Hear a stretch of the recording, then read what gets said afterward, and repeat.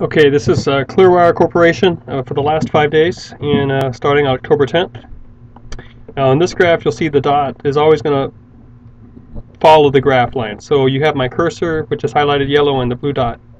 Right around this point, it was announced that Clearwater was making a deal with Sprint, and Sprint was being bought up by a major company in Japan, or 70% of the shares of Sprint were being bought by this company. So the stock jumped. And it grew. It was a rocket this day.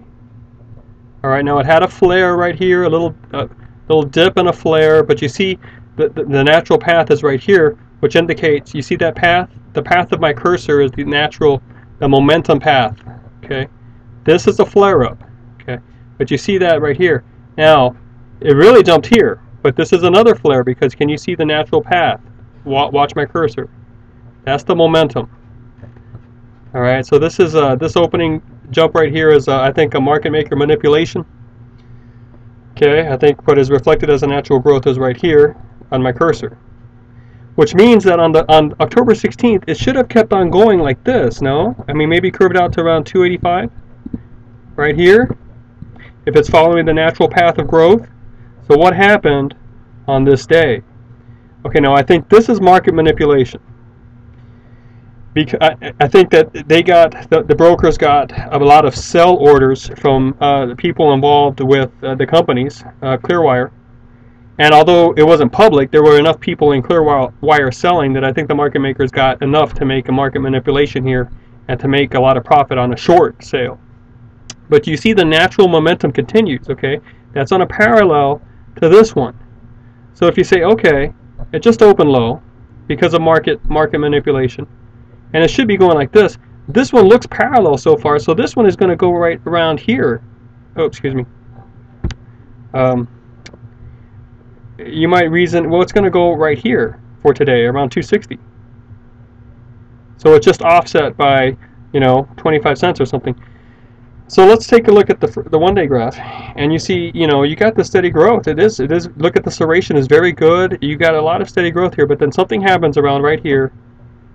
It stabilizes and then it just sinks. So what happened here? Okay, why did this get thrown off?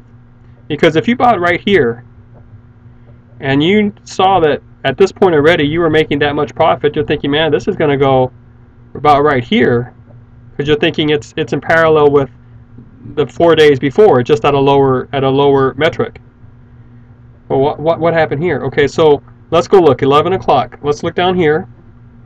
And all of a sudden you start seeing Sprint said not to buy Clearwire after. Apple, Micro, Clearwire, tech winners and losers.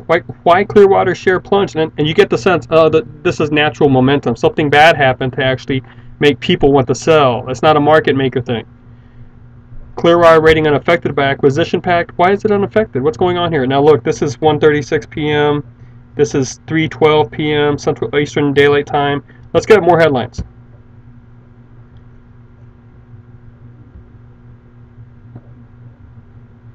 And so you skim this and you realize, okay, here it's like Clearwater partnership improves student access. Okay, all right, sounds good. But then Sprint takeover of Clearwire, just wishful thinking for now. What?